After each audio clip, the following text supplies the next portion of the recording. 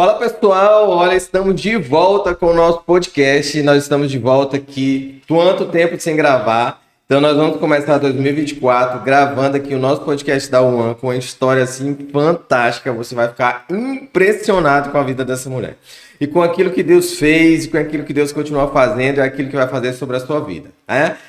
Tá curioso? Tá curioso para saber quem é? Mas antes, clica aqui nesse botãozinho aqui, nesse sininho, se inscreva no canal, mande também para outras pessoas, compartilhe essa mensagem, ok? Eu tô contando com você. Olha o presente que eu trouxe para você aqui. Sem muitas delongas, ela vai se apresentar aqui. Pode se apresentar, pastora Glícia. Olá, tudo bem? Salles, é um prazer estar com vocês. Um prazer nosso. Estar compartilhando um pouquinho da minha história com vocês. Eu sou Glícia, sou casada, tenho uma filha, Sara. Sou casada há 33 anos. Minha filha já tem 28 anos. E hoje eu estou aqui para compartilhar um pouquinho daquilo que o Senhor fez na minha vida. Amém, é muita história, viu? Quando eu tô falando que é história, porque a gente já se conhece há um tempo, sim, né? sim. Já cuida da minha casa, da minha família há um tempão.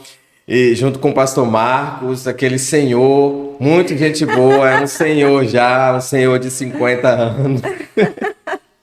É o vô Marcos dos meus meninos, um abração, pastor Marcos, um abraço, Sara. E hoje aqui a gente vai contar um pouco. Então, 33 anos de casada. 33. 33 anos aguentando o pastor Marcos. Exatamente. Gente, a pessoa merece. O pastor Marcos, ela merece um prêmio, viu? Aguentar você 33 anos mexendo na cozinha. Mas ele vai dizer que, na verdade, ele que aguentou. Com certeza. Já tô até ouvindo ele falando. Mas conta um pouco dessa história, desse começo dessa história. Então, estou em Barreiras há 26 anos. Nós chegamos aqui com um casamento praticamente separados e viemos para Barreiras para recomeçar, ressignificar a nossa história, o nosso casamento, fragilizado por tantas dores emocionais já, e juntando a minha história com a história do Marcos, famílias desestruturadas, nós nos unimos e aí deu um casamento fracassado. Mas quando conhecemos ao Senhor, o Senhor nos deu a possibilidade de restauração. Então nós decidimos mudar. E foi assim que o Senhor fez. O Senhor nos trouxe a Barreiras e aqui nós começamos a galgar a nossa história de restauração. Nossa, então, você falou uma palavra interessante aí, né, instante, você ressignificou, né? A gente pode estar aqui falando, mas muita gente que vai assistir, né, pode estar nessa mesma ideia de ressignificação. E você passou por vários processos de ressignificação e o do casamento é um deles, né? Exatamente. E você também já cuidou de muito casamento, né? Exatamente. Então, assim, você que está nesse processo de casamento, escute um pouquinho aqui desse processo de ressignificação para casamento e você vai entender, ou se não é a sua história, é a história de alguém. Exatamente. Nós cuidamos de pessoas depois de passarmos pelo processo de restauração da nossa casa. Aqui, nós decidimos dar um novo sentido para o nosso casamento. Nós decidimos deixar o nosso passado, deixar as nossas dores, deixar as dores das nossas famílias que nós trazíamos para dentro do nosso casamento, trazendo um desgaste emocional muito grande. E começamos a dar um novo sentido, decididos a realmente não abrir mão do nosso casamento. E assim Deus foi nos dando graça. Claro que nós tivemos pessoas também nas nossas vidas que nos ajudaram, né? No nosso casamento, em todo o nosso processo conjugal, tivemos ajuda de muitas pessoas que o próprio Deus colocou nas nossas vidas. Porque, Salles, nós não conseguimos vencer sozinhos. Sim. Nós precisamos de Deus, mas Deus usa pessoas na terra para que sejam instrumentos e nos ajude a passar pelos nossos processos. Olha que... Porque você tem experiência, então, e quando você fala isso, as pessoas elas têm buscado resolver muito as coisas sozinhas hoje, né? Então, Sim. Tipo, você tem mais conhecimento. O que leva as pessoas a buscarem se resolver as coisas muito mais sós, principalmente no casamento, que é uma pauta que a gente está tratando aqui agora. E o que você diz para essa pessoa? Na verdade, são as decepções, as frustrações, as decepções, né? Hoje está tão difícil a gente confiar em alguém e expor a sua vida, né? Desnudar a sua alma para alguém. Isso nos leva a um lugar de isolamento, de insegurança, pelas experiências que nós já passamos, de sermos traídos, decepcionados. Então, e hoje muito mais. Na sociedade que vivemos hoje, a sociedade está sendo muito mais afetada em relação a esse isolamento. O conselho que eu dou é que as pessoas saiam deste lugar de isolamento e busquem ajuda. Em todas as áreas da sua vida, em todas as dificuldades da sua vida, não fique só. Você não nasceu para estar sozinho. Olha, amém, amém. Isso é importantíssimo, essa questão de busca. Você falou a sociedade que a gente está vivendo hoje, né? E quando a gente presta atenção, a gente vê que as pessoas elas estão tentando resolver coisas por lives, né? Tentando resolver coisas por Instagram, com o que alguém falou, o que alguém... E esse desnudar, né? Essa questão de ter que expor, em determinado momento você vai ter que expor, né? E o que aconteceu com você em várias estações da sua vida. Inclusive, ela escreveu esse livro maravilhoso que a gente vai falar um pouco sobre ele, que é Travessia. Então, fique atento aí e procure. Ela vai dizer como você vai adquirir esse produto aqui ao final. E aqui você vai tratar muito sobre isso, né? Trato. Eu trato. Você fala de uma questão de estações. Explica melhor aí essa questão das 4 estações e essa ligação com esse processo aí do seu casamento, da sua vida. É que nós precisamos entender as estações. Mas quando estamos dentro de algum processo de dor, de traumas, a gente não consegue perceber e entender como passar nessas diversas estações. E isso a gente vai aprendendo com o tempo, com o amadurecimento. Eu fui amadurecendo e fui entendendo. No meu casamento foram várias fases, foram várias etapas, né? Eu vim para Barreiras e não que a minha vida mudou da noite para o dia, não, foi uma construção, né? Certo. A primeira coisa que nós precisamos entender é que nós precisamos decidir passar pelas estações. A segunda coisa que nós precisamos entender é que nós nunca vamos estar preparados para passar pelas estações.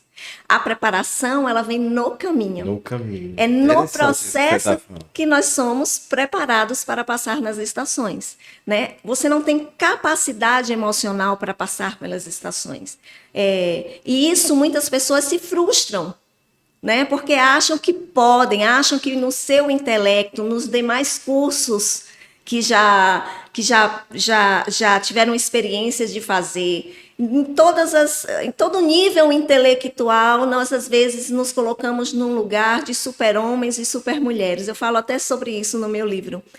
Mas, na verdade, nós não somos super-homens e não somos super-mulheres. Nós somos pessoas frágeis. Frágeis. Eu falo uma frase no meu livro que é assim: eu sou humana, eu sou frágil. Porque eu entendi isso no meu processo depressivo, que eu vim entender que eu sou uma pessoa dotada de fragilidades e que eu não respeitava essas fragilidades. Certo. Então, nesses processos e nas diversas estações, nós precisamos passar, mas sempre objetivando chegar em algum lugar, mesmo que você não saiba onde você vai chegar. Você tem que seguir esse processo. Tem que seguir no processo. Então, quando você fala de 4 estações, as estações, então, vão ter estações que vão ser boas. Sim, na vida. Mas assim vida. como as estações vão passar, como o verão, outono. Passam. Nada é... Como que eu posso dizer? Nada tem um fim. Todas as coisas têm um fim. Porque todas as coisas são passageiras. A Bíblia diz isso, né? Há tempo de plantar, há tempo de colher, há tempo de arrancar. Então, há tempo de sorrir, há tempo de se alegrar e há tempo de chorar. Nessas estações, nós precisamos simplesmente passar por elas. Agora, uma das coisas importantes que eu quero afirmar e reafirmar é que nós precisamos de ajuda para passar. Tanto quando ela é muito boa, quando ela é ruim, quando ela é quente, fria, a gente precisa de ajuda. A gente precisa de ajuda. Isso me faz lembrar algo que, voltando a essa ideia no tempo, né, atualmente, o sofrimento ele tem sido algo assim como se fosse, ele tem sido evitado de tal forma como se você conseguisse passar toda a sua vida lindo e maravilhoso, sorrindo Mar como o de Instagram. E isso assim, não existe sofrimento nenhum. Não é essa a verdade, não é isso? Não é, a Bíblia diz que no mundo teremos aflições. Jesus afirmou isso. Mas nós precisávamos ter bom ânimo. Então, ele está afirmando que nós somos seres emocionais. Sim. Né? E nós estamos passando, nós somos corpo, alma e espírito. Nós temos uma história, né? Desde o ventre da nossa mãe, nós sofremos um trauma. Só em sair do ventre da nossa mãe, nós já saímos traumatizados. Nós saímos de um lugar de aconchego, de proteção, né? De proteção total, e saímos para um ambiente totalmente novo, externo, que você não conhece. Então, na nossa história de vida, em todo o processo da nossa construção, nós passamos por essas estações. E essa história ela vai sendo construída à medida que nós vamos crescendo e à medida que nós vamos amadurecendo. Ah, muito bom. Isso é importante porque nós precisamos compreender esses processos. A gente precisa compreender que quando estamos dentro desse processo, a gente precisa de uma estrutura, de alguém para caminhar e que aquilo vai passar. Exatamente. Né? Aquilo vai passar. E nesse processo todo, nessas estações, você esteve em uma das estações mais difíceis da sua vida, né? Sim. Que foi a depressão. Que foi a depressão. Conta um pouco pra gente dessa história. A depressão, ela não cai de paraquedas na nossa vida. Como eu falei, nós somos um ser que nós nascemos e nós já nascemos com uma história. E nessa história a gente pode ter sido abandonado pelo nosso pai no ventre da mãe. Nós podemos ter sido espancados no ventre da nossa mãe. Então, o ser humano, ele pode já nascer com muitos traumas. E durante a sua história, essa história construída nesse ambiente familiar, nós sofremos dores. Eu, por exemplo, fui uma pessoa que eu sofri muitas dores no meu ambiente familiar, né? Eu tive muitos traumas, eu tive problemas emocionais com minha mãe, eu tive problemas emocionais com a traição da minha mãe com meu pai, da vida conjugal deles. Então, eu sofria, como filha mais velha, eu sofri todas as dores dentro daquela família, da minha família. E isso foi me construindo. Então, eu entrei no meu casamento já uma mulher com dores emocionais não curadas. Já passei por essa estação de dor dentro da minha adolescência, da minha infância, adolescência, juventude, até que eu casasse. Então, eu já entrei com essa bagagem, né? E nessas estações, uma das coisas mais importantes que eu posso afirmar aqui é que, sobre todas elas, o Senhor foi comigo. Amém. O Senhor foi comigo. E o marido que eu tenho foi Deus que me deu. Foi Ele que segurou nas minhas mãos, e mesmo ele com uma história também de vida distorcida, cheia de dores e demônios, nós nos juntamos, mas assim, nós conseguimos nos fortalecer na dor. Quando eu entrei nesse processo depressivo, que foi uma das estações mais difíceis da minha vida, sobre todas que eu já passei, das minhas dores emocionais com a perda do meu pai, sobre todos os traumas. Quando eu passei por esse processo, eu falei assim, isso aqui eu não vou conseguir, eu não vou suportar. Eu não vou conseguir vencer. Porque a gente sai de um ambiente e entra em outro ambiente totalmente inusitado e involuntário. Tem todo esse processo, né? Você está ali, chegou. E você começou a fazer parte de todo aquele processo. E essa busca, né? Você falou assim, eu imaginei que não iria sair dali, né? Eu acho que esse deve ser o sentimento que as pessoas têm quando elas estão sobre depressão, né? Elas devem ter esse sentimento que a gente já ouviu pessoas falando. E como foi esse processo de sair dessa... Como se deu? Porque muita gente vai poder ver uma história e dizer assim, nossa, eu tô nessa história, eu vou conseguir sair, eu tenho que buscar, né? Você fala no seu livro que a história de um não pode ser a história do outro, né? Exatamente. Não é uma receita de bolo. Não é uma receita de bolo, isso é a palavra. Mas a sua história, ela com certeza vai ser base, né? Ela vai ser algo que a gente vai olhar que alguém vai olhar e vai poder dizer assim, nossa, eu vou por esse caminho. Como foi esse processo de sair? Que assim, Salles, a depressão, ela é uma incapacidade de nós lidarmos com as nossas emoções. As nossas emoções chegam num nível de descontrole emocional e você não sabe lidar. Você entende que você está diferente, você entende que os sintomas que você está sentindo no seu corpo não estão normais. É um processo que, na minha vida, começou com uma irritabilidade surreal, um cansaço absurdo, né? Um desgaste emocional muito grande, né? Porque eu tive perdas financeiras muito grandes e isso foi o meu maior gatilho, perdas financeiras que atingiram diretamente as minhas emoções. Então, assim, é algo involuntário. Você está dentro de um cenário onde, por um momento, você se descompensa do nada, você perde o controle emocional, você começa a chorar por situações, às vezes, muito pequenas, você não consegue mais suportar pressões, e você percebe que a sua vida está fora de controle, que você não tem mais as rédeas da sua própria vida. Né? Eu, por exemplo, como sempre quis ter a rédea da minha própria vida, uma pessoa, uma mulher guerreira, que sempre lutou, que sempre trabalhou, que sempre estava ali na lida. E por mais que eu passasse as dificuldades e todos os processos nas diversas estações da minha vida, eu Tava em pé. revivia e falava assim, não, agora eu vou conseguir. Eu vou conseguir, eu tenho um Deus. E eu ia mesmo assim na força do meu braço, mas eu ia. Só que a dor, a fragilidade continuava lá e eu não curava a fragilidade, eu não tratava a fragilidade. E a gente faz exatamente o que muitas pessoas fazem, vai empurrando as nossas emoções para debaixo do tapete. Eu sei como é que é. E nesse ponto, você falou de uma mulher guerreira, né? A gente vive hoje uma questão de que a mulher ela é muito poderosa, que ela pode todas as coisas e ela acaba tendo que ser isso, né? Sim. Você foi isso por muito tempo.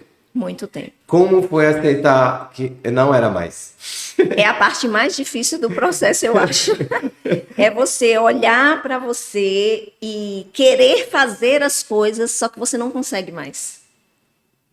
Você querer levantar e continuar, mas você não consegue mais. E fala assim, eu me sinto impotente. E você começa a ter um sentimento de impotência, de incapacidade, que vai te fragilizando mais ainda. Porque fala assim, eu não aceito essa condição na minha vida. E essa esse momento de negação, de você não aceitar o processo que você está vivendo, é onde prejudica o seu processo de cura. Nossa. E aí a gente vai negando a situação e o estado que nós estamos. E aí nós vamos levando. Nesse caminho a gente vai ferindo pessoas. Neste caminho a gente vai se machucando mais. Por quê? Porque existe uma palavra que eu aprendi neste processo que se chama respeito. Nossa, muito forte. Nós precisamos aprender a respeitar a nós mesmos. Como a Bíblia diz, não tem como eu amar o próximo se eu não amar a mim mesmo. E a gente esquece de se respeitar. Respeitar os nossos limites. E foi isso que eu fiz durante toda a minha vida. Eu não respeitei os meus limites. Nossa. Realmente aí você consegue ter a prova aí como isso foi prejudicial, porque talvez se você tivesse percebido isso antes, você teria ou evitado ou percebido antes, né, o processo.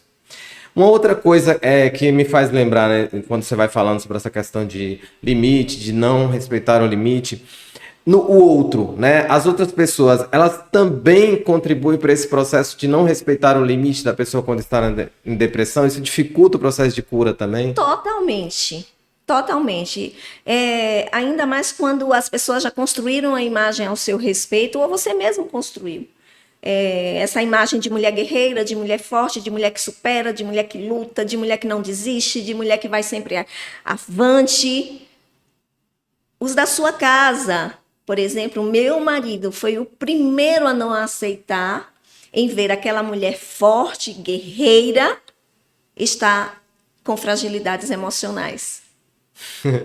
As pessoas, elas não conseguem. E quando eu falo do conflito do meu livro, conflito entre a depressão e a fé, para mim muito mais pesou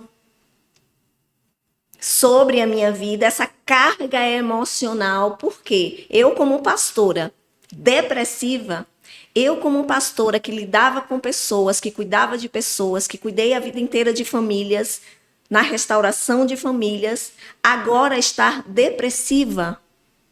Você não aceita o seu processo, você não se aceita naquela condição e as pessoas que estão no teu convívio não aceitam a sua condição.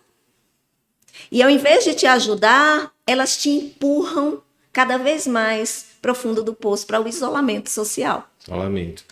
Isso é muito... A gente consegue ouvir muito isso, né? Das pessoas que você falando aqui. Nós trouxemos um tema agora que você falou interessante, como eu pastora, né? Então, a comunidade de fé, né? A religião, ela tem uma visão um pouco, como é que podemos dizer... forçada em relação a médico, a cura, como se todo o processo de cura fosse ter feito ali, né?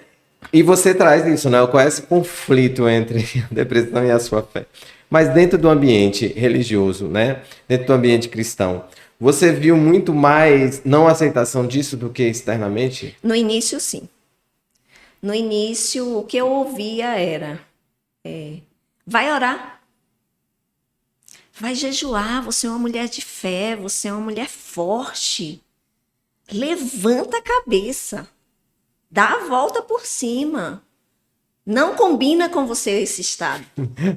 E quanto mais eu ouvia isso, o meu coração se enchia de ira. Eu ficava revoltada, porque eu sabia, eu não estava ali naquele lugar porque eu queria estar. Pelo contrário.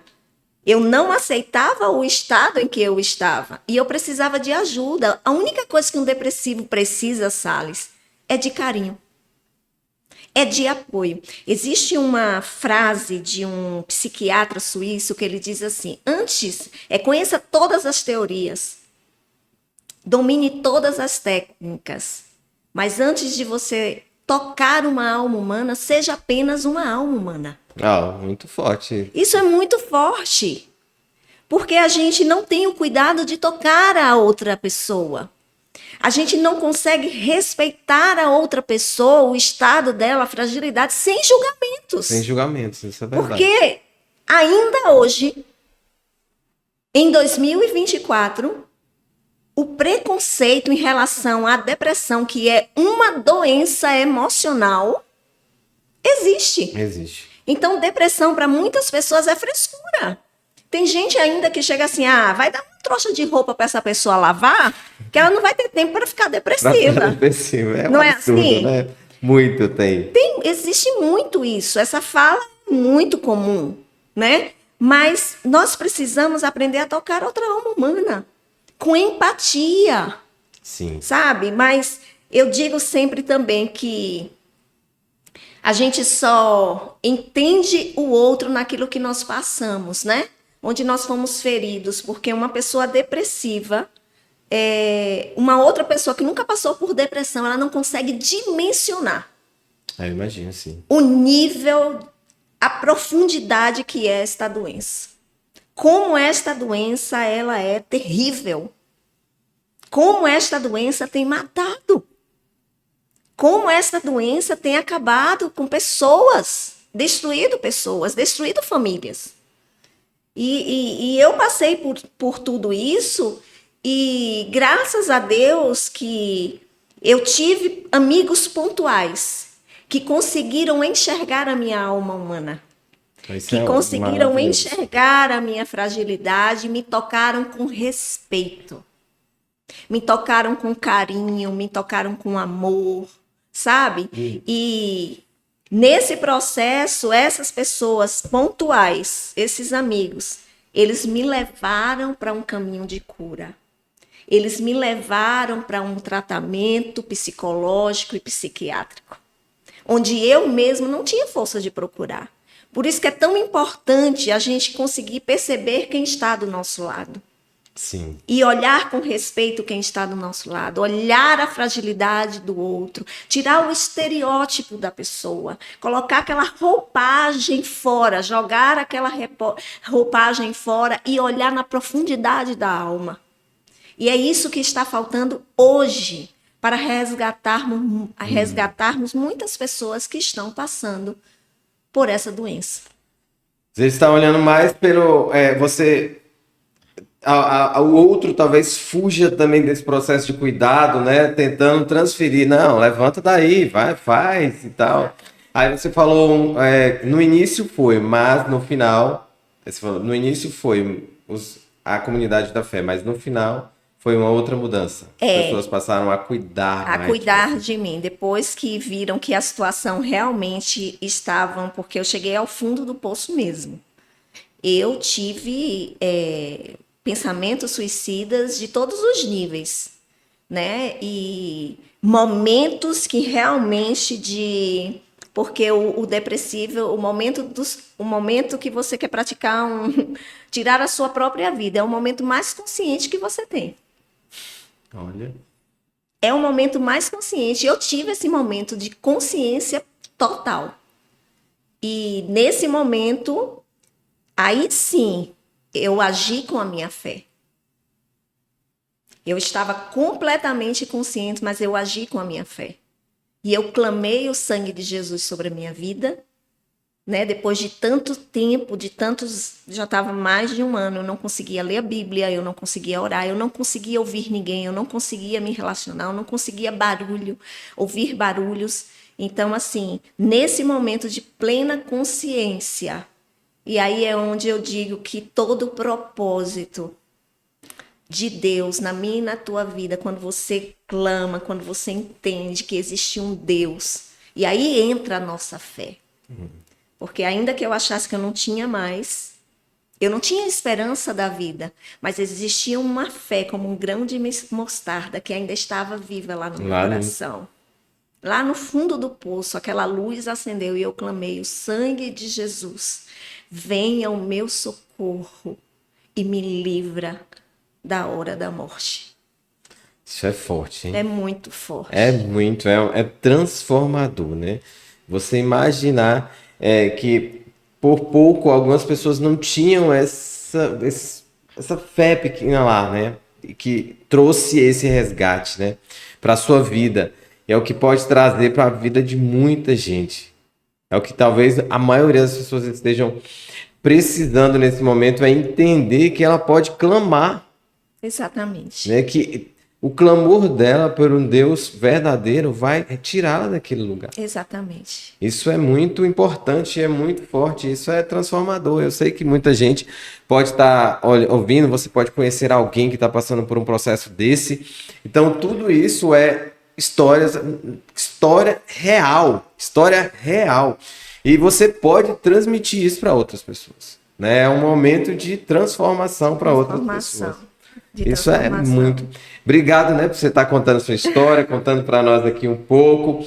E eu vou te ter alguns assuntos para tratar nesse momento, mas você resolveu transformar isso essa história em um livro, né? Em um livro. Conta para nós aí, como é que Isso foi. é muito incrível, né? Isso é porque essa história do livro ela começou antes do processo, né?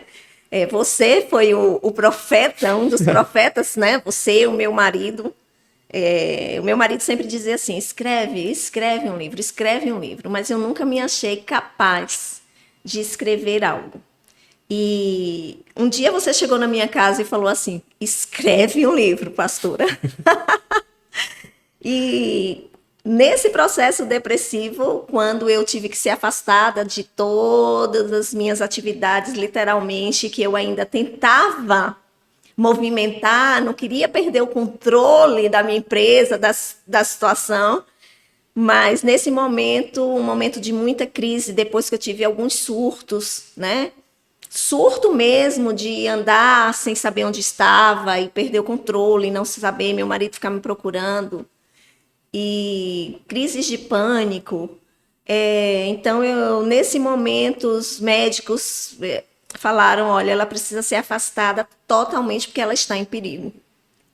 Então, foi nesse momento que Eu fui afastada, eu passei 45 dias em Belo Horizonte na casa da minha filha, e foi ali que eu comecei a escrever Travessia. Eu comecei a escrever e eu escrevi esse livro praticamente em 45 dias. Foi um momento que eu chamo de estaleiro. Foi o meu momento de estaleiro, aquela parada obrigatória. Aquela parada que você não queria fazer, mas que você foi obrigada a fazer. Para fazer os reparos necessários, para olhar para dentro de si. E a partir dali você começar a ressignificar algumas coisas e se reconstruir novamente, e dar um novo sentido para a sua vida. E Travessia foi isso, ela me trouxe um novo sentido, porque aqueles dias longe da minha casa, longe do meu marido, estava lá com a minha filha, aquele momento foi crucial na minha vida. Foi extremamente crucial e ali eu comecei a escrever e eu desabafava em Deus. Eu escrevia o que eu estava sentindo. Esse livro é realmente o processo que eu estava vivendo naquele momento. E eu comecei a desabafar com Deus e Deus foi trazendo algumas revelações para mim. E quando eu retornei a Barreiras, né, ainda com o tratamento, eu faço tratamento até hoje. E ainda estou no processo. No processo de tratamento. De tratamento, já tem 2 anos. E quando eu retornei, foi que a gente foi fazer as conclusões do livro, mas aí Deus já mudou, estava mudando tudo dentro de mim. Eu comecei a dar um novo sentido para a minha vida, as coisas começaram a clarear, né? Eu falo que aquilo que estava escuro, o céu nublado, que eu não conseguia mais enxergar a luz do sol, ele começou a brilhar novamente para mim. E é muito. O livro, ele. Antes eu vou falar outra coisa. Hoje a gente vive um processo, principalmente quem está muito ligado à comunidade religiosa, de muitos pastores com depressão, né? Então a gente testemunha muito isso, dá para você perceber, entender e às vezes perguntar, nossa, aí vem a pergunta, mas como pastor de depressão? O seu livro, ele traz, eu vejo nele esse processo, sabe, de cura pastoral. Sim. Você olha e você lê, eu li o livro, né? E aí você vai vendo e falando, nossa, que forte isso aqui, né? Mas você vai ver que outros pastores estão passando por esse processo e com a leitura desse livro, para mulheres, mães, esposas, né? Você traz um despertar de dizer assim, ó, aqui é minha alma, você fala assim, aqui é minha alma, você muito, muito, muito, que a gente conhece próximo, consegue ver claramente, quem não conhece vai conseguir te ver nesse livro. E ele é um processo de cura pastoral. Né? Ele vem dizer para nós, todo mundo é humano, todo mundo é emocional e pronto, vamos parar por aqui e entender o processo. E nisso tudo, você falou assim, os amigos me ajudaram a ir procurar ajuda. Mas como foi deixar a ideia de que a cura estava ali dentro da igreja para ir para o profissional? Que eu acho que é a maior dificuldade que tem das pessoas hoje é dizer assim, não, vou no psiquiatra ou vou no psicólogo. É porque as pessoas espiritualizam, né? Antigamente o depressivo é porque estava cheio de demônios. Né? Sim. Tá depressivo é porque tem demônio. E muita gente ainda pensa assim, né? E não vê a depressão como uma doença, vê a depressão como algo espiritual, como uma força demoníaca e tal. É claro que nós, como cristãos, e eu como pastora, entendo perfeitamente que as nossas fragilidades emocionais, elas abrem portas, né, para que espíritos opressores nos levem a este lugar. Mas nós não podemos misturar uma dualidade nessa situação. Nós não podemos misturar as coisas. Existe a cobertura espiritual e eu tive pessoas orando por mim, eu tive campanhas de oração, pessoas fazendo campanhas de oração, me sustentando em oração, mas é preciso e necessário você reconhecer que você precisa de uma ajuda médica, de uma ajuda psicológica, né? A nossa alma, ela precisa ser tratada. As nossas dores precisam ser saradas, precisam ser expostas. E E ajuda médica no sentido medicamentosa. Nós precisamos tomar, porque quando você chega nesse nível, você está no desequilíbrio nas suas emoções, você não tem controle.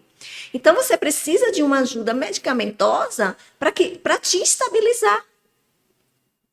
E isso é um processo, né? Então nós não podemos ser ignorantes espirituais mais. E eu tenho ajudado muitas pessoas, Salles, nesse sentido, né? Às vezes eu vou pregar numa igreja, eu dou uma palestra em algum lugar e as pessoas chegam para mim assim: como você fez? Eu não sei qual é o caminho, né? Hoje eu tenho indicado muitas pessoas para o meu psicólogo e eu tenho uma admiração incrível, né?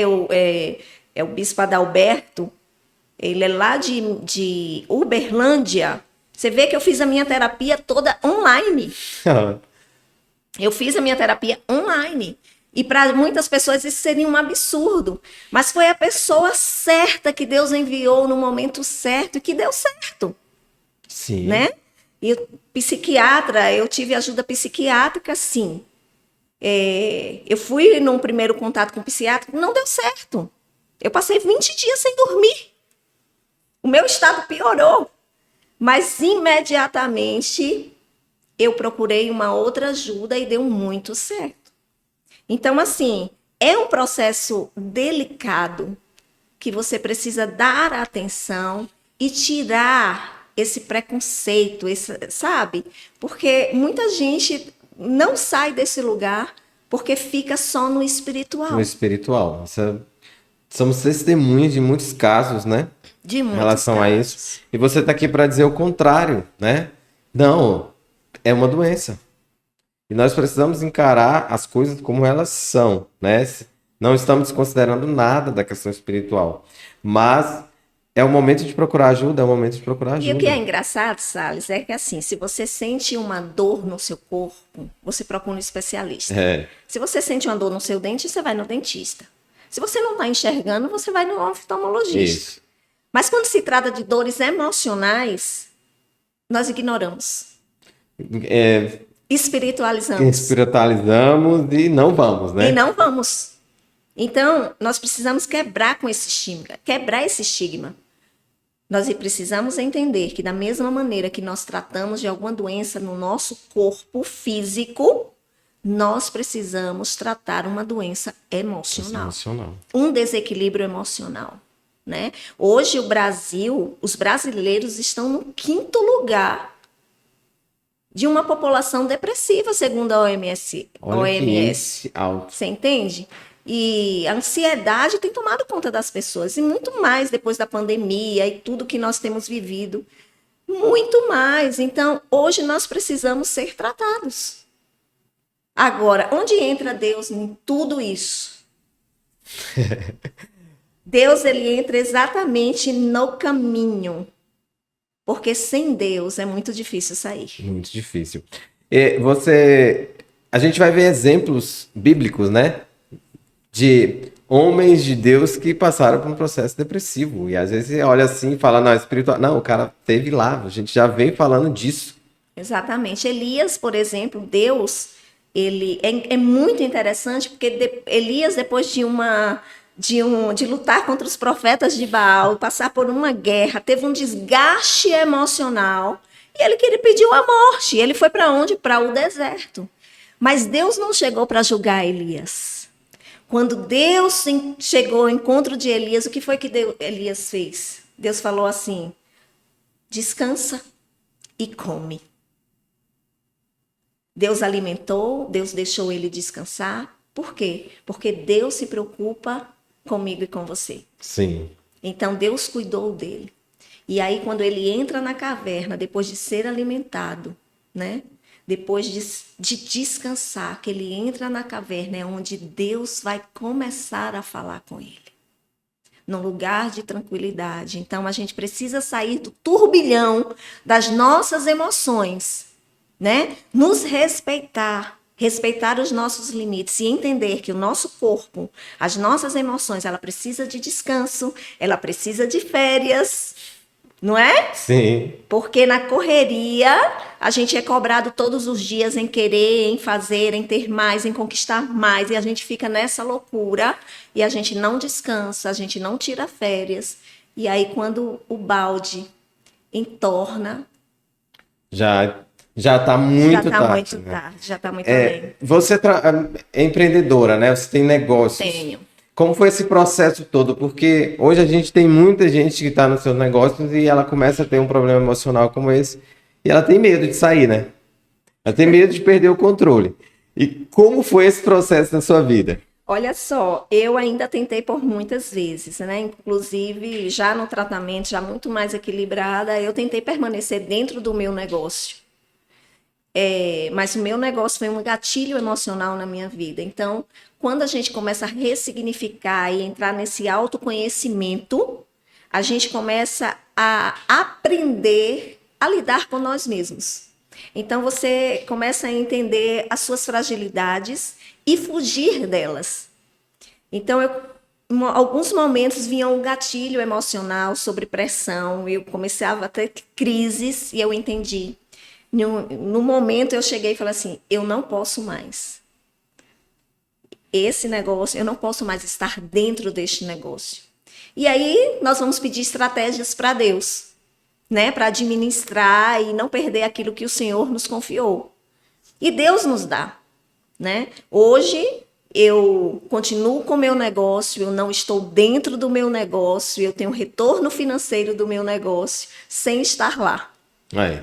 Né? E tem outro negócio, então assim, hoje eu estou mais na busca do autoconhecimento, administrando tudo com equilíbrio, sabe? Respeitando os meus limites, respeitando o meu tempo, aquela aceleração que eu tinha, o desespero de fazer tudo ao mesmo tempo, não tenho mais. Eu consigo me respeitar e falar assim, não, até aqui estou muito acelerada, agora eu vou retroceder um pouquinho. E isso é importante, você entender um momento de você parar, um momento de você retroceder um pouco, para que depois você avance mais um pouco. Então, eu aprendi isso nesse processo. Inclusive, hoje eu estou estudando psicanálise. Por quê? Porque eu quero ajudar pessoas com um conhecimento teórico e mais consolidado, né? Sim. Então, hoje eu estou estudando, me autoconhecendo muito mais. Nossa. Meu Deus, a cada dia é uma descoberta nova. Eu fico assim, meu Deus, as minhas reações, assim, por isso, por aquilo. E a gente vai se autoconhecendo. E eu acho que o ser humano é isso, é uma construção de autoconhecimento, sem desespero. Sem atropelar Sem as coisas, atropelar né? as fases, sem atropelar o caminho, ó, tudo no seu tempo. Amém. E como é que encontra o seu livro? Quem tem interesse em. Faz uma propaganda aí, rapaz. Já... O Pedrinho já grava, a gente já corta, já faz uma campanha. Olha, o meu livro, Travessia. E eu quero também dar honra para uma pessoa muito querida que me ajudou em todo esse processo, que é a Tayane Araújo, consultora financeira, viu? Entra lá no Instagram dela e segue ela. Ela é escritora. Olha aí, Salles, eu me descobri escritora. Assim. Pois é, olha que coisa loucura. linda. Então, e a Thay, ela me ajudou nesse processo. Eu ia escrevendo e ela ia editando aquilo que eu escrevia. Era muito interessante, porque havia uma conexão tão grande. Tinha horas que ela falava, poxa, isso é muito forte, estou chorando. E para Thay chorar, para nós que conhecem. Mas foi uma pessoa muito importante, porque me impulsionou e me ajudou nesta obra. Então, Travessia, como você encontrar? Eu fiz até não sei, não é site, né? Porque eu sou meia... Não vou nem falar sobre isso, mas eu vou deixar o meu número de telefone, Salles, e a gente faz um envio, ok? Que eu tenho alguns exemplares ainda. Graças a Deus, nós já estamos na segunda edição. Olha, segunda edição de Travessia, isso é maravilhoso. E nós temos enviado para vários lugares do Brasil. Tem ajudado muitas pessoas. E você pode entrar em contato comigo no meu Instagram, Glícia Como é? Glícia Souza. Não, mas de qualquer forma, a gente vai pôr aqui nas descrições Pronto. tudo que você precisa para encontrar o livro Travessia. Isso aí. Me ajuda, sabe? Porque eu sou ainda... Tá no processo da travessia. Isso é maravilhoso. E vai ter novo livro? Vai. Olha... Vai ter novo livro. Eu tenho já um projeto para esse ano, que eu ainda não comecei a desenvolver, mas a partir de fevereiro, porque eu estou organizando algumas coisas, eu já vou conseguir desenvolver esse livro. E vamos ter muitas novidades. Tá vendo? Você vê nesse processo todo um propósito que hoje tem ligação com essa escrita? Ah, com certeza. Meu propósito maior são vidas. Vidas. Isso a gente já conhece perto de você. Vidas sendo curadas, vidas sendo restauradas, sendo alcançadas. E travessia, além de cura de famílias que a gente lidou a vida inteira, né? Restauração de famílias, travessia me levou a pessoas depressivas e que eu tenho sido canal de bênção para dar uma direção, para dar uma palavra, para norteá-las nesse processo, e tem dado muito certo. Tenho ouvido muitos testemunhos incríveis da parte do Senhor, dessas pessoas que nós temos direcionado. Então, o meu propósito de vida é restaurar vidas, ser instrumento para nesse processo de restauração e tirar vidas deste lugar tão doído e tão doloroso que é a depressão. Imaginando, porque como você já falou em outro momento aqui no podcast há um tempo, que ninguém consegue compreender sem ter estado ali. Nesse lugar. E aí você passa por esse processo, então realmente, às vezes, é incrível, né? A gente que tem uma experiência cristã, as coisas de Deus não são para entender, gente. São para viver e depois fazer, né? Porque você imaginar passar por um processo desse para ser um instrumento de cura. É loucura, né? Não é loucura? Eu falo assim que tem coisas na nossa vida que são inexplicáveis, né? Quando eu lembro de José, que vendido como escravo, passa por todo o seu processo e chega a ser governador do Egito. Olha. Mas ele ia dimensionar que ele um dia ia ser governador do Egito? Não. E se Deus tivesse contado, também ele não passaria pelo processo, porque ninguém quer passar pelo processo. Então, tudo que eu vivi nesse processo é porque Deus quer me levar ao meu destino. E tudo que você vive no seu processo é porque Deus quer te levar ao seu destino. Ainda que a gente não entenda, ainda que seja doloroso, cruel muitas vezes, mas é porque Deus vai te levar ao seu destino. Você vai ser instrumento lá na frente de cura para alguém. Isso às vezes, esse processo que talvez a gente não consiga compreender antes, né? Exato. Todo o processo de vida, você teve um processo de casamento de paz, no seu próprio casamento, processo de tudo isso e sempre esteve curando naquilo que foi curado, né? Então, às vezes, nós estamos nesse processo, a gente não consegue compreender o propósito, ou a gente quer o propósito sem o processo. Não existe. Não existe propósito sem processo. Porque, o que você vai dar, né? Se você não teve, o que você vai dar? E assim, é muito interessante porque quando Deus começou a me restaurar, depois que a gente lançou Travessia, e nesse processo todo, e Deus nos levou e nos entrega uma igreja para cuidar, que nunca esteve na nossa escrita de sonhos, nem de realizações. Deus nos entrega uma igreja.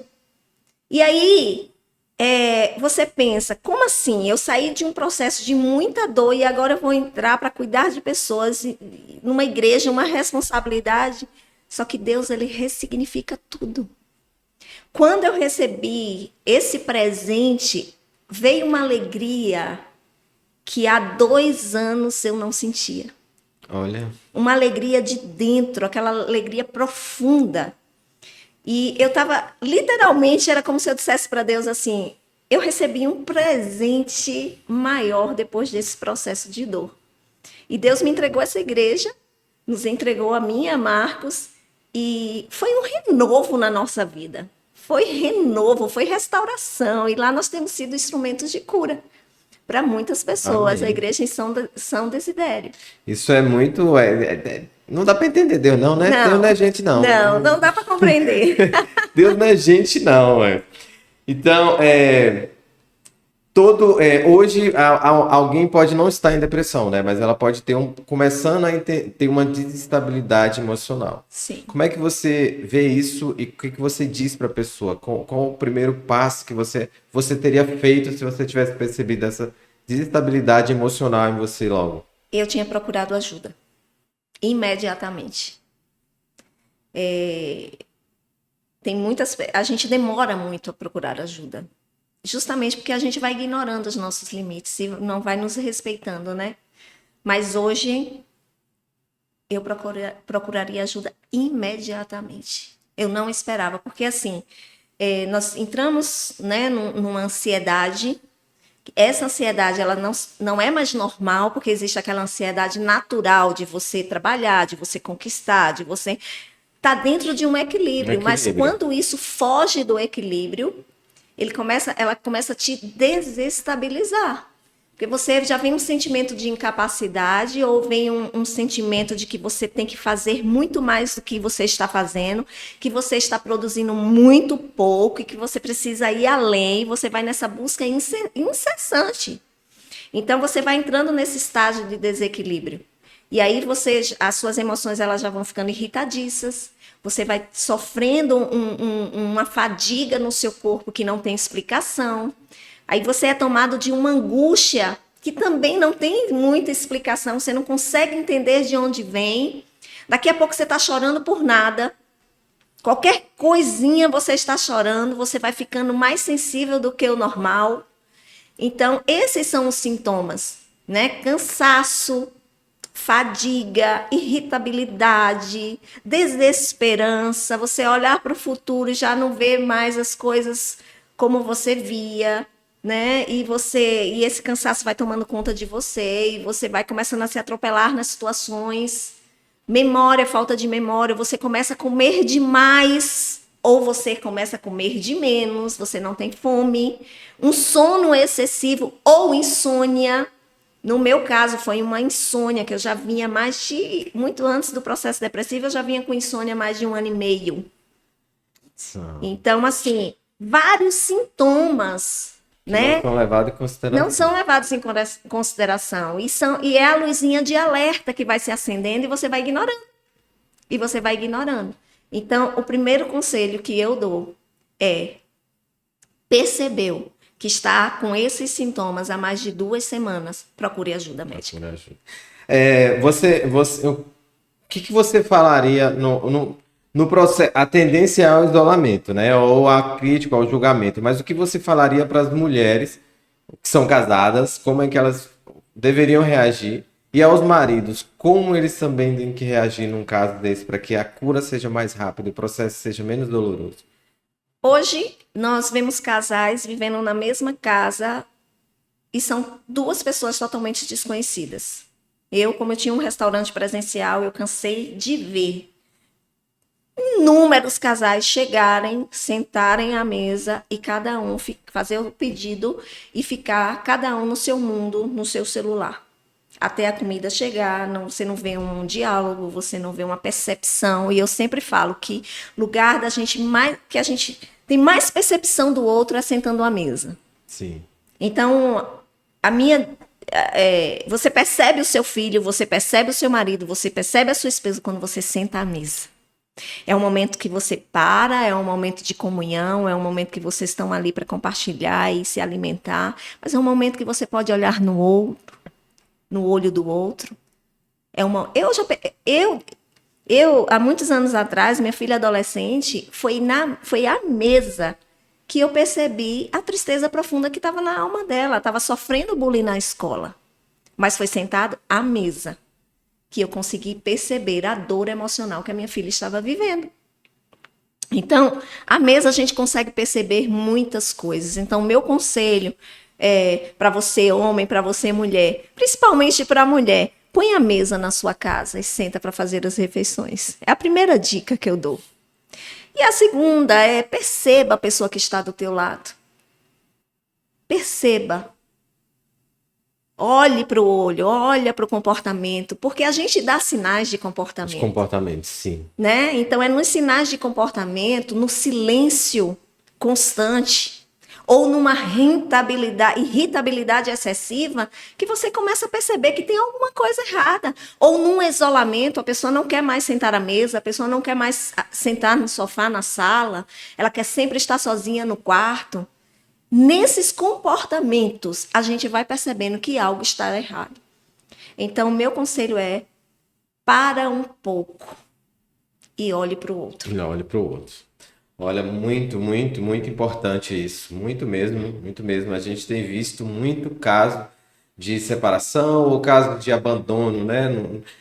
Geralmente o homem abandona a mulher quando ela está com questão de problema, né, de saúde. Sim. A gente tem visto muito caso de abandono, homens abandonarem os lares, ou a doença de algum filho, ou a doença da esposa. E você falou, Pastor Marcos foi um guerreiro, né? Foi um guerreiro, maridão. Que ele estava lá presente, aquela coisa toda, do jeito que ele é. No início eu me irritei muito com ele, porque eu não estava bem e ele não conseguia entender que eu estava ruim. Então, eu me irritei muito, porque ele falava assim para mim, eu digo isso para ele hoje. E até hoje eu tenho um problema em ouvir essa palavra da boca dele. Tenha equilíbrio. E todas as vezes que ele falava essa palavra, enquanto eu estava doente, eu surtava. Aí ele dizia, eu tô com a razão. Entendeu? Eu surtava. Eu falava, você não me entende. Você não me entende. Então, assim, mas, sobretudo, ele foi um parceiro que eu desejaria para qualquer mulher que estivesse passando pelo processo. Ele ele não me abandonou em nenhum momento. Ele esteve comigo, ele cuidou de mim, ele teve uma paciência comigo, assim, surreal. E o que foi tão importante, me deu muito amor e muito carinho. Ainda que em alguns momentos ele também precisou fazer terapia, né, para entender os meus processos, porque é muito difícil para a pessoa que está do lado entender todas as situações. Então, ele precisou fazer terapia também, para que ele pudesse compreender e estar ao meu lado, me apoiando e me ajudando a sair deste momento. Amém.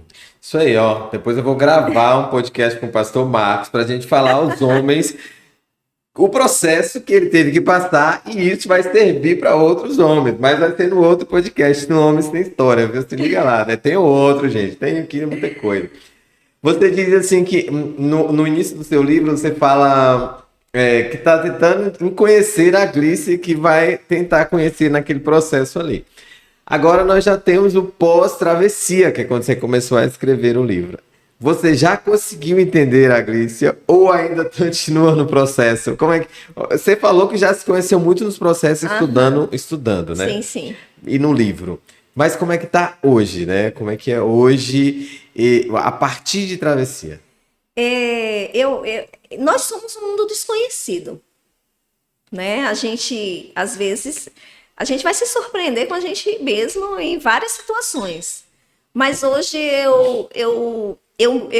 eu posso afirmar que eu me conheço muito mais.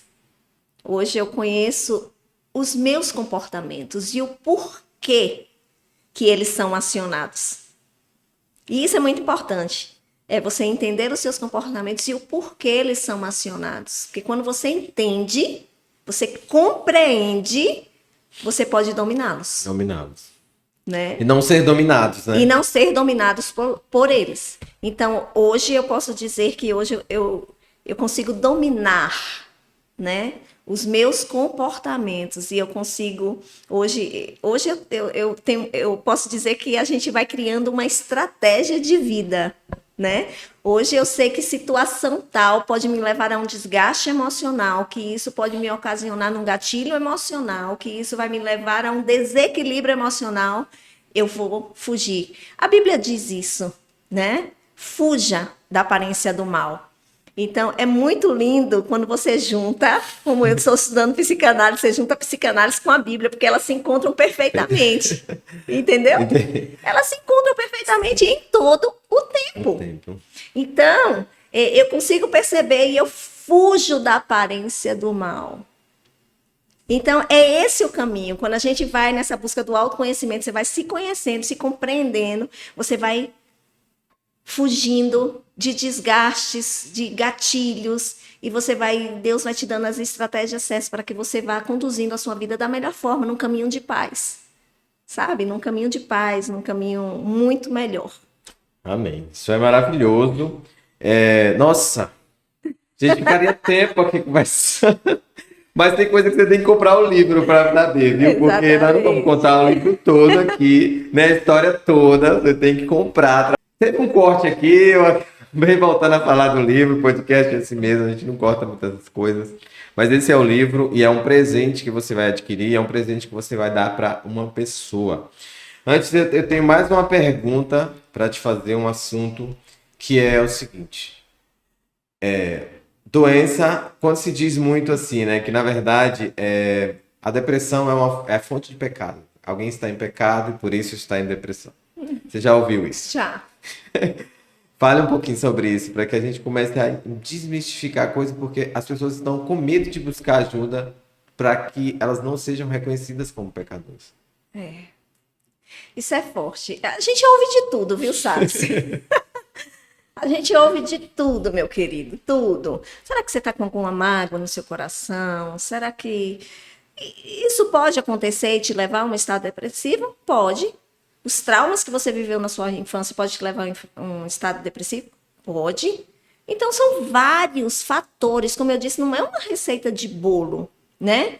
E agora, sim, o pecado... O sangue de Jesus, ele te perdoa. A Bíblia fala que quando nós confessamos os nossos pecados e deixamos, alcançamos a misericórdia do Senhor. Então, nós somos alcançados pela graça de Deus, é um favor imerecido. O que nós temos que fazer é reconhecer que somos pecadores. Pecou, confessa. Abre o seu coração para o Senhor, confessa. Pede perdão e deixa, né? A Bíblia diz lá que Jesus estava na praia escrevendo quando os discípulos, quando chegou a multidão com uma mulher para apedrejá-la. E Jesus escrevendo diz que quem não tiver pecado, atire a primeira pedra.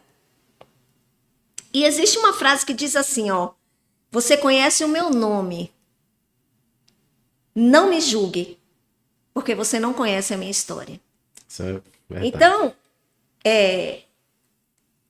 nós somos pecadores? Somos. Mas quando nós confessamos Jesus e nós confessamos o nosso pecado e deixamos o pecado, deixamos a prática do pecado, nós alcançamos a misericórdia do Senhor. Então, você quer trilhar num caminho de cura, tem a ver com o seu pecado? Pode ser que o seu pecado te levou a um caminho de depressão. Por quê? Você ficou com muita mágoa no seu coração, uma tristeza profunda se enraizou, criou uma raiz de amargura e te adoeceu. Mas você pode ser liberto disso? Pode, se você quiser. Então, é decisão do coração. Eu preciso deixar tudo aquilo que me traz dano.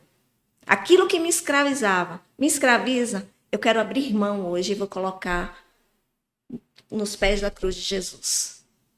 Amém. E nós somos alcançados pelo amor dele, pela sua misericórdia. Amém. Muito, muito lindo isso. Jesus é maravilhoso, é incrível, né? E você tem momentos, você pode usar, falar aquilo que você tem interesse que a gente não tem abordado. Esse momento é um momento que você pode usar o podcast, falar aquilo que está no seu coração. Então, eu quero dizer para você que está nesse momento, um momento de angústia, um momento de tristeza, um momento de dor, e que você não sabe como sair. Realmente a gente não sabe como sair. Mas eu quero dizer para você que peça ajuda. Peça ajuda a um amigo, peça ajuda à sua família, ao seu esposo, à sua esposa, ao seu filho. Peça ajuda a alguém. Alguém que você confia, alguém que você sabe que vai estender a mão para você. Sai deste lugar de isolamento, porque o que Deus preparou para você é maior do que você pensa, é maior do que você imagina e é maior do que sonha. E todo o processo que você está vivendo hoje é para que o Senhor possa te levar ao seu destino. E o seu destino, o seu futuro, ele é brilhante. E o Senhor tem muito mais. Aquilo que olhos não viram, nem ouvidos ouviram. Nem chegaram ao teu coração são as coisas que o Senhor tem preparado para você, porque Ele te ama. Amém. Obrigado por esse momento. Obrigado por ter aceitado o convite, por ter vindo aqui falar um pouco sobre a sua história, contar o seu livro. Eu quero te agradecer. Você é bênção em nossa casa, em nossa família. Nosso casamento tem estrutura porque a gente aprendeu com os seus conselhos do pastor Marcos, que são duas pessoas maravilhosas, né, que Deus nos presenteou. Obrigado. Obrigado, um abraço. Um abraço para o pastor Marcos, para a Sara. E que Deus te abençoe sempre. Sucesso. Que Deus te leve a curar muita gente. Amém. Eu que agradeço, Salles.